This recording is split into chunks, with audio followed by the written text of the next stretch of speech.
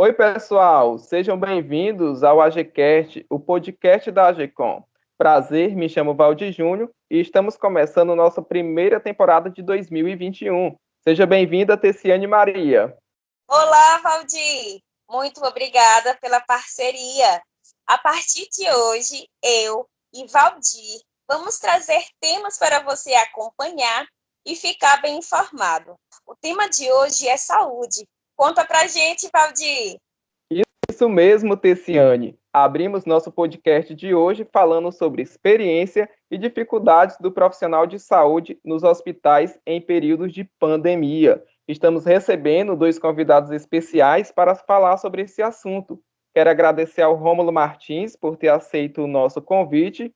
Seja bem-vindo, Rômulo. Obrigado, é um prazer estar participando com vocês aqui dessa entrevista. Rômulo, seja bem-vindo. Muito obrigado, é um prazer, Tessiane, viu? É sempre bom conversar com vocês, né, da imprensa, sobre as questões referentes realmente aos desafios encontrados pelos profissionais de saúde, não só os profissionais de saúde, mas como de todas as profissões em si, né? Certo. Pessoal, o Rômulo é graduado em fisioterapia e também especialista em fisioterapia de emergência e pós-graduando em fisioterapia cardiovascular e respiratório, além de estar na linha de frente ao combate do coronavírus. Seja bem-vinda também, Carla Nayana Carvalho, ao nosso AGCast, e obrigado por ter aceito o nosso convite. Olá, Valdir. Eu que agradeço pela oportunidade, pelo espaço, para representar aí a nossa categoria, os nossos profissionais que estão nessa luta diariamente. Certo, pessoal. A Carla Nayana Carvalho é enfermeira especializada em urgência e emergência e também diretora do Hospital Municipal José Firmino de Souza, em Timon, no Maranhão. Vamos começar o nosso podcast de hoje falando sobre esse assunto, né? Que é as dificuldades e desafios dos profissionais de saúde dos hospitais em períodos de pandemia.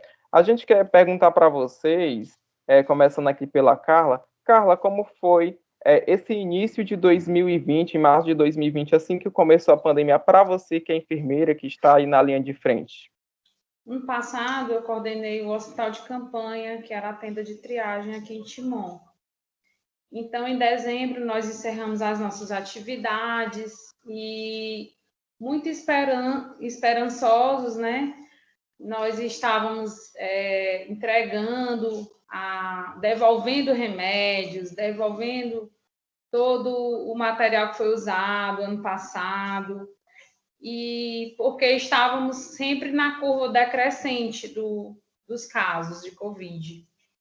Então, assim, começou-se a se falar na curva crescente e muito rapidamente isso voltou à segunda onda por causa do Covid-19 e não deu tempo, mais uma vez, nos adequarmos a essa necessidade, porque diferente do ano passado, os casos foram aumentando de uma maneira assim gradual e nós tínhamos mais casos leves, né, na nossa cidade. Me refiro à realidade da nossa cidade. Então, assim, deu para a gente se organizar melhor. Nós somos um dos últimos no estado, dentro do estado do Maranhão, a ter esse aumento de casos. E a gente conseguiu ter tempo para se organizar, montar o hospital de campanha, contratar profissionais, comprar os insumos. Tudo isso, graças a Deus, foi feito numa rapidez e atendeu à necessidade da população. Esse ano, devido à diminuição do repasse pelo governo federal, o Estado não conseguiu manter o hospital de campanha. E aí, infelizmente, a gente ficou sem esse suporte, com menos um suporte, né? Então, o hospital municipal virou realmente o centro de referência para o atendimento COVID. Na nossa estrutura hospitalar, quem conhece sabe que o hospital ele é para ser retaguarda, né? Depois que criou-se a UPA 24 horas, toda a porta de entrada de urgência seria pela UPA. Mas nós tivemos que abrir para o atendimento de urgência também lá, na Casa Covid. Então, nós tanto somos atendimento de urgência porta aberta, como os outros casos, as outras urgências não deixaram de existir. Então, a gente separou o hospital, tentando manter os dois atendimentos. Certo. Agora, Rômulo, partilha um pouco com a gente também desse primeiro impacto que você teve, uma vez que é da área da saúde. Qual foi a sua experiência, a primeira dificuldade que você teve com essa realidade, com esse impacto na realidade? Olha, para falar a verdade, eu já estava com um bom tempo que tinha me afastado um pouco da área intensiva, né? Já estava com mais ou menos 2 a 3 anos que eu tinha deixado o hospital e estava mantendo, na realidade, uma vida mais ambulatorial, né? Um acompanhamento de pacientes mais ambulatorial. E aí me vi na necessidade de poder voltar para poder ajudar os colegas, né? A gente foi pego muito de surpresa aí pela Covid e faltaram profissionais, né? Faltaram profissionais como de hoje faltam aí no mercado, né? Pessoas que realmente tenham capacitação para estar fazendo essa assistência dentro dos hospitais, né? De uma forma mais específica, né? Principalmente o paciente Covid, um paciente que é um paciente totalmente fora da realidade do que a gente está acostumado a observar dentro das unidades de terapia intensiva, né?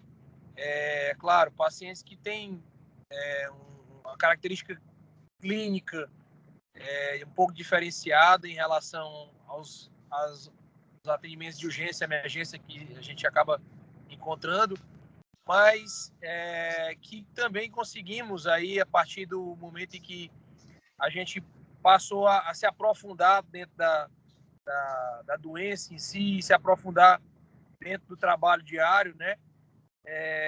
De adquirir experiência também, né? Foi muito bom para a gente poder adquirir experiência, adquirir também conhecimento sobre a doença e como, né, evoluir com essa doença, como tratar essa doença no dia a dia, né? Eu acho que a maior dificuldade realmente foi isso, foi entender um pouco mais sobre a doença de uma forma muito abrupta, muito rápida e ter que utilizar isso no dia a dia, né?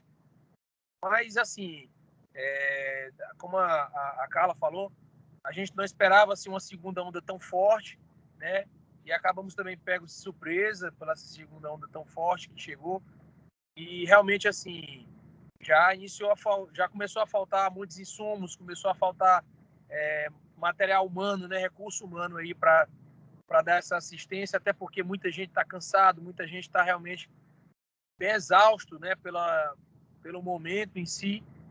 E isso acaba alterando um pouco, né, a assistência, isso acaba muitas vezes deixando um pouco a desejar aí a assistência 100% eficaz, né? É isso. Essa pergunta aqui eu quero fazer tanto para a Carla como para o Rômulo, como é que está a situação dos hospitais aqui, atualmente? O que tem muita gente internada realmente, porque a gente acompanha nos meios de comunicação, né, que está praticamente 100% lotado. Existe uma 100% lotação? Vocês podem explicar para a gente? Carla, seu microfone. Olha só, existe sim uma lotação de 100%, e o que é mais preocupante para a gente é a gente perceber que as pessoas ainda não tiveram uma consciência tão importante dessa situação. É claro que quando a gente pensa economicamente, ninguém hoje, agora, no cenário nacional e mundial, inclusive, tem como separar as pessoas de trabalharem, tem como separar totalmente as pessoas de terem uma vida produtiva, né? Mas, infelizmente, essa circulação ela acaba por aumentar a demanda, né? Ela aumentou significativamente a demanda dentro dos hospitais e realmente, assim, hoje a gente vive uma situação de pleno colapso, né? Pleno colapso, principalmente aqui em Teresina, né? Não sei como está Timon, mas o sistema está colapsado, né? As unidades de pronto atendimento que são mais periféricas, né? Hospitais mais periféricos, eles acabaram tendo que tomar posições de unidades intensivas, sendo que não temos estrutura para isso, né? As UTIs abarrotadas, faltando insumos, faltando muita coisa, né? Faltando exames laboratoriais, faltando médicos em si, né? Muitos médicos aí acabaram também nos deixando, colegas de profissão, fisioterapeutas, enfermeiros, por conta realmente de questões salariais. Então, isso tudo dificulta, né, o processo de evolução clínica dos pacientes, e realmente só quem sofre são os pacientes, né? Em relação à minha realidade, que foi muito bem colocada pelo Rômulo, que não está diferente, Rômulo. Na realidade de Timon, a ocupação dos leitos é sempre beirando a 90%, 95%.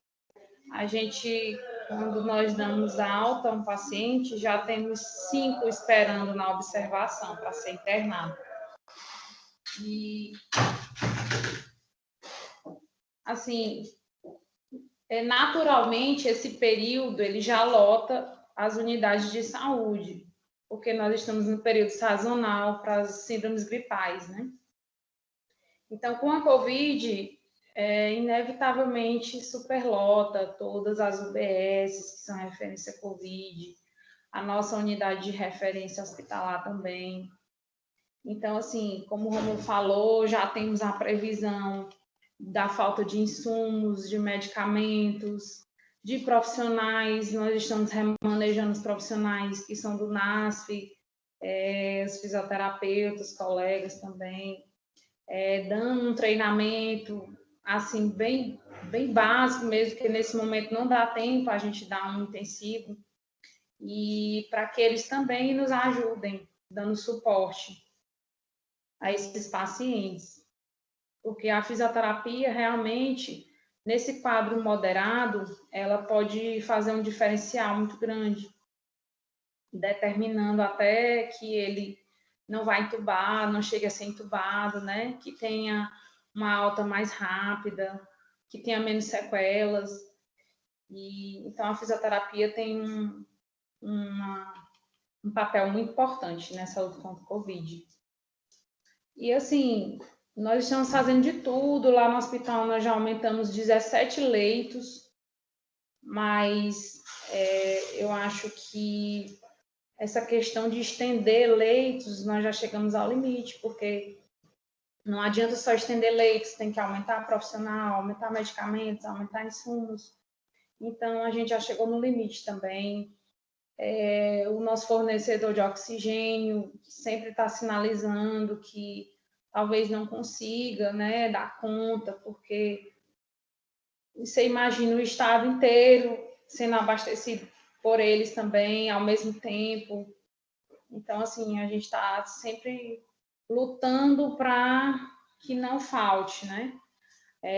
Assim que eu assumi o hospital, teve uma situação lá de atraso da entrega de oxigênio, que gerou muita aflição na população, mas, assim, até o momento não faltou. Então, nós estamos aí sempre trabalhando para que não falte, mas quem sabe, quem vê jornal, quem acompanha as notícias, isso não é um fato isolado, o país inteiro está passando por isso. Está faltando no fornecedor. Então, a gente vai lutando e usando as armas que tem, né? A inteligência dos profissionais vai além nesse momento. Tem uma colega que usa uma frase dizendo que o nosso trabalho não é efetivo, é afetivo. Porque a gente usa o que tem no hospital, o que tem em casa, o que algum colega tem que pode prestar. Nós recebemos doação de BIPAP, entendeu? Que se não fosse isso, estaria uma situação pior. Eu queria fazer uma pergunta específica para o Rômulo, porque, assim, quando eu fiz a apresentação do seu currículo, aqui diz que você é graduando, mas eu queria que você me respondesse se você já terminou essa especialização. Olha só, eu sou formado há 10 anos, né? Tenho pós-graduação em urgência e emergência. Hoje faço uma outra pós-graduação que é em fisioterapia cardiorrespiratória, a gente que é da área, a gente tem que estar sempre se reciclando, né? E se atualizando. Trabalhamos em 2 hospitais do município de Teresina, né? Temos aí uma participação em 2 faculdades também particulares. E, então, assim, a gente tenta não só abraçar, mas a gente tenta, de todas as formas, levar e contribuir com as pessoas no dia a dia, né? É claro que às vezes é muito cansativo. A Carla aí, que é a gestora, deve entender, enfermeira também, e isso aí é muito cansativo, é exaustivo, né? Mas, assim, é muito gratificante a gente, muitas vezes, entrar ou então sair de um plantão sabendo que, naquele momento, a gente pode estar ajudando a salvar vidas, ajudando a contribuir com a vida de algum paciente que está, né, numa situação mais delicada, e realmente é o que faz, o que movimenta a gente no dia a dia. Né? Certo. Aí, assim, eu vi que como você está em andamento com a especialização para respiração e cardiovascular. Isso foi uma especialização que você já quis fazer há muito tempo, ou é algo que você sentiu necessidade de fazer, uma vez que a gente já está há mais de um ano nessa situação da Covid-19? Na realidade, como eu te falei, eu já tinha uma vontade, já tinha um interesse, né? Mas, assim, o New útil é o agradável, né? E como são áreas muito próximas, né? A fisioterapia intensiva, da fisioterapia cardiovascular, na verdade, a intenção foi mais procurar me atualizar um pouco mais sobre o que está sendo abordado, né? Nas pesquisas, né? O que se tem de novidade em relação a alguns tratamentos, mas é basicamente isso, buscando inovar, buscando trazer realmente algo que possa contribuir e acrescentar, né, no nosso dia a dia como profissional. Sim, eu quero perguntar para vocês dois que estão aí na linha de frente, como é esse contato com a família de vocês? Vocês que estão aí tendo contato diariamente com pessoas que testam positivo para a Covid-19, como é esse lado familiar agora em períodos de pandemia? Assim, na minha família, eu moro com os meus pais, meus irmãos, e tenho um filho de 2 anos e meio. Combinei com o pai que ele ficaria durante a semana e eu veria só no final de semana, justamente porque eu só tenho horário para entrar no trabalho, não tenho horário para sair. Quando chego em casa, fico resolvendo muita coisa por telefone, então meu filho me cobra essa atenção.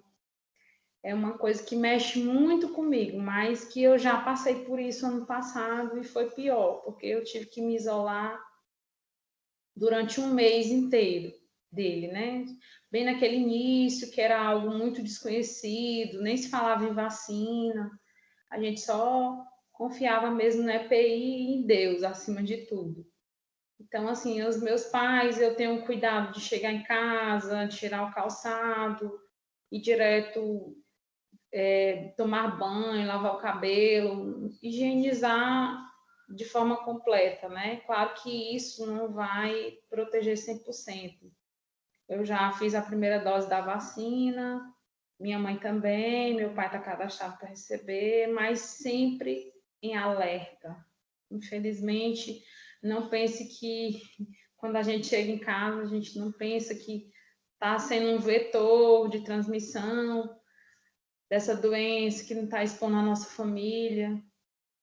A consciência pesa, assim. Não falo do meu caso, né? Tem gente, tem profissional abandonando o cargo, indo embora, colegas fisioterapeutas, Romulo, que disseram que não tem condições de ficar, porque realmente está na linha de frente e mora com os pais idosos. Então, assim, cada um faz a análise da consciência, né?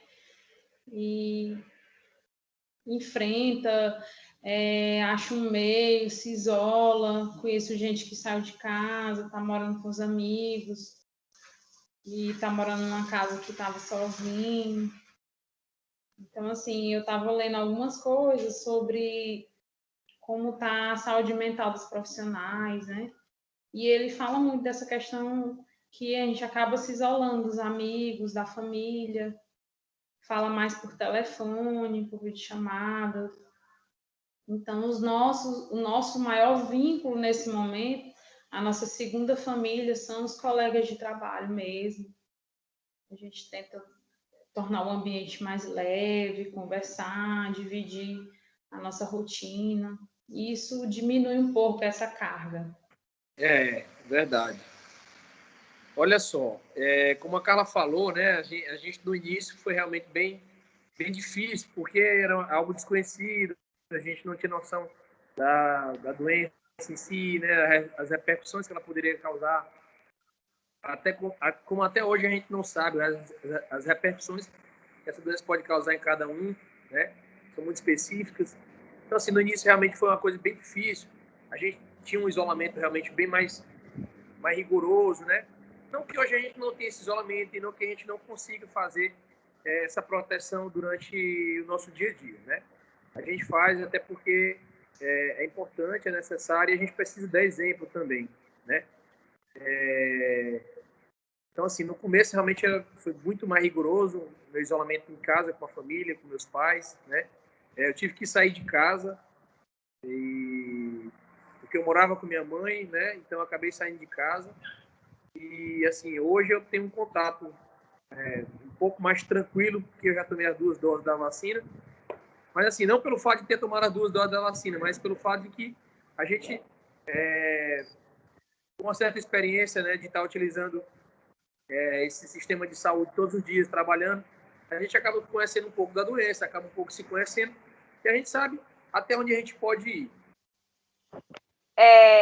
Bom, na realidade, eu queria que vocês dissessem um pouco em relação à questão da saúde mental, né? Uma vez que, por exemplo, o Rômulo está à frente como fisioterapeuta e a Carla, que é enfermeira, mas também diretora, as responsabilidades são gigantescas. Mas vocês têm procurado ter terapia ou algum meio que vocês possam se sentir confortáveis, confiantes, mais preparados, para que tenham uma sanidade mental, para que possam ter um controle e assim não desistir, como os outros estão desistindo de repente por causa disso, dessa falta de controle, da saúde mental que está mais debilitada. Como vocês estão lidando com isso?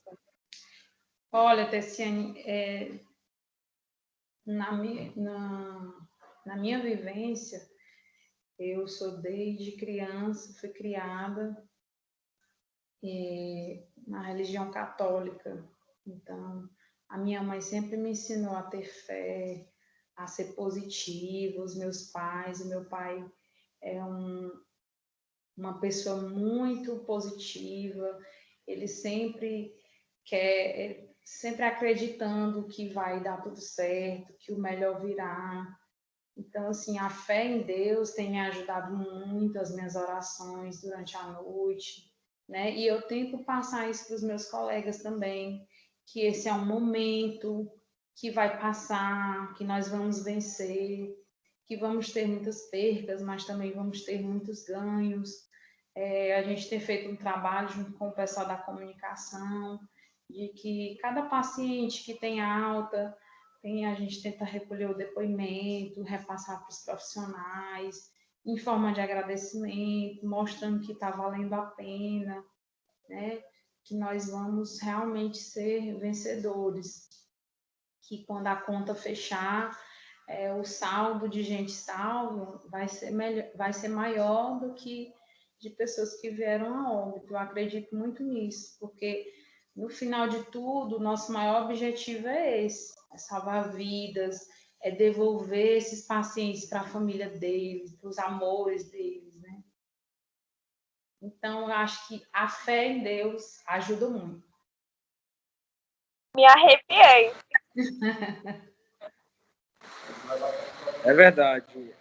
Acho que o apego à religião, o apego a algo que você possa realmente compartilhar, né, com um ser superior, realmente faz a diferença na vida das pessoas, né? É claro que essa questão de afeto, de carinho, né? Não só entre os familiares, mas dos próprios profissionais e pacientes, né? O que a gente fala de exercício da profissão humanizada, né? A humanização da saúde, né? Isso tudo faz com que a gente possa também levar um pouco mais de conforto a esses pacientes, né? Às suas famílias, porque na medida que esses pacientes entram, né? Ou eles saem vivos ou eles saem em óbito, né? Então já não tem mais o contato com a família depois que entram nos setores Covid, né? E isso realmente é algo que tem abalado bastante, não só as pessoas os profissionais que estão acompanhando no dia a dia, mas realmente tem abalado a sociedade em si, né?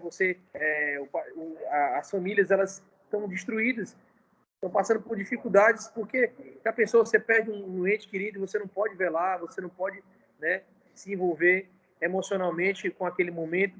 Isso realmente torna muito mais difícil, né, o nosso trabalho em relação a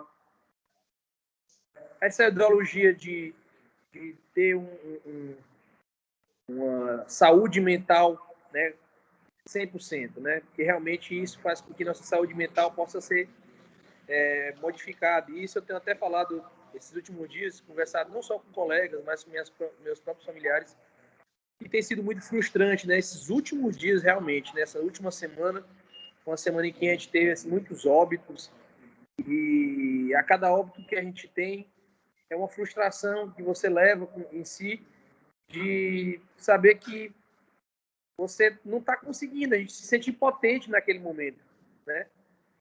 Poxa, a gente faz tanto, trabalha tanto, se especializa tanto, e no final você não consegue ter êxito. Então aquilo ali para a gente é muito frustrante, né? E saber que ali são vidas, né? Que são, como a Carla falou, que são pessoas que têm famílias, que têm seus amores, né? E que estão perdendo, né? Eu, particularmente, perdi meu sogro agora no final do ano passado por Covid, e isso realmente foi uma coisa que abalou muito a nossa família. Não só a minha, mas a família de todas as pessoas que realmente têm perdido e que têm sido ceifadas aí pela perca dos seus entes queridos, né?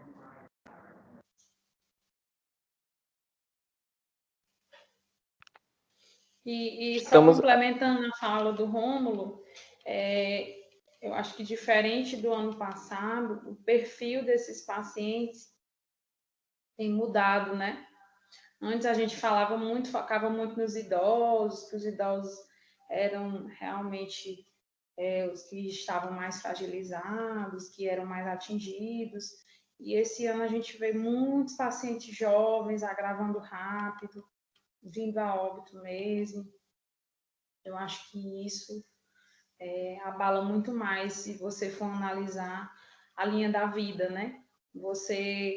Não que aquilo acho que de uma certa forma lhe conforta mais se for um idoso, porque você aceita mais, ele já era idoso, né?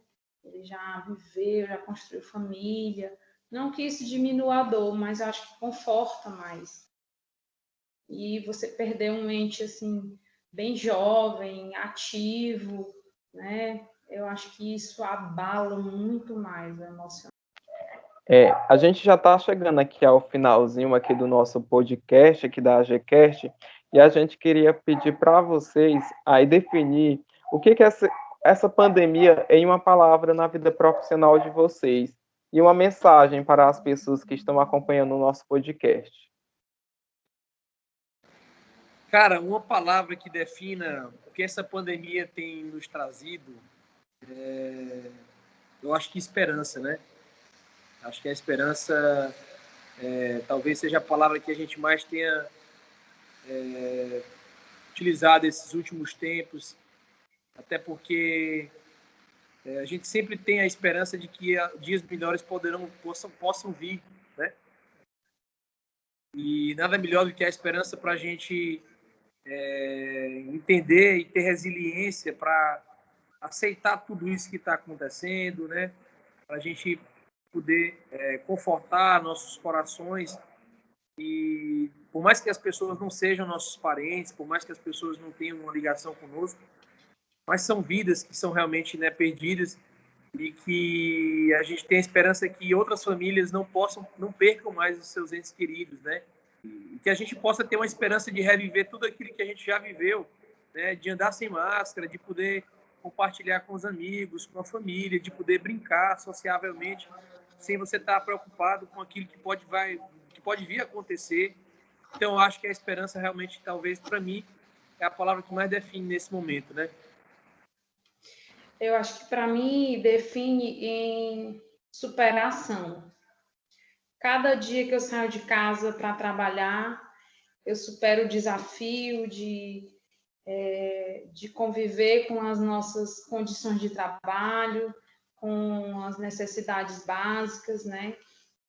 De dar o nosso melhor, de dar forças àqueles nossos colegas, aos familiares, ter a paciência de explicar toda a situação daquele paciente, como o Rômulo falou, no momento que o paciente vai internado, ele tem que ser isolado da família, né? Tentar explicar a necessidade desse isolamento, passar positividade para essa família, pedir para ter fé, acreditar que aquele paciente vai se recuperar, porque eu acho que isso ajuda muito. Em relação aos nossos profissionais, nós estamos fazendo tudo para que eles se sintam mais seguros, né? Oferecendo capacitações, oferecendo curso, ofereço a minha sala, digo que está sempre aberta para ouvi-los, o meu celular é 24 horas online para ouvir todas as mensagens do que eles precisarem. Então, assim, eu tento dar esse suporte emocional, esse suporte estrutural, né, para que eles se sintam o máximo seguros, que consigam dar o melhor diariamente nesse serviço tão desafiador. Que, assim, eu sempre falo que desde o maqueiro ao médico, todos estão extremamente cansados, sobrecarregados, estressados, né? Porque a gente já passou por um ano muito difícil, mas, acima de tudo, como no ano passado nós superamos, esse ano nós também iremos superar e vencer essa doença. E que a gente tente tirar uma lição maior, e realmente ter a consciência do isolamento social quando necessário, das medidas de proteção individual, né? Conscientizar de alguma forma a família, os amigos, quem tiver mais conhecimento, tente passar essa missão, porque às vezes a família não tem muito conhecimento, então se você der uma palavra de instrução, elas vão às vezes te atender, como o Rômulo falou, o exemplo acima de tudo, né? Que a gente consiga passar esse tempo, passa tão rápido, vai passar tão rápido e vai valer muito a pena se a gente tomar essas medidas que são tão básicas no dia a dia. A minha mensagem é de esperança, de que tempos melhores virão, que nunca mais nós seremos os mesmos, que teremos um olhar diferenciado quanto à vida, quanto ao valor que a vida tem, quanto ao valor que a nossa família tem, entendeu? Pensando que hoje eu estou com meu ente querido, amanhã ele pode estar hospitalizado. Então, acho que a gente aprende a valorizar muito mais a vida, os amigos, e esses pequenos momentos de felicidade. A gente que agradece a disponibilidade de vocês. Conversamos com Rômulo Martins e Carla Nayana. A gente que agradece a participação de vocês aqui, de estar participando do nosso AGCast, o podcast da AGCOM, e a gente deseja muita sorte e sucesso e muita saúde, principalmente para todos vocês que são profissionais de saúde, que estão aí na linha de frente, ajudando a salvar muitas vidas, tá bom? Tessiane, muito obrigado pela parceria nesse primeiro AGCast de 2021. Foi um prazer, viu? E que estejamos juntos nas próximas vezes, com próximos temas. Foi um prazer. A gente finaliza o nosso AGCast de hoje com o tema Experiência e dificuldades do profissional de saúde nos hospitais em períodos de pandemia. A gente volta na próxima semana com mais temas importantes para vocês. Obrigado.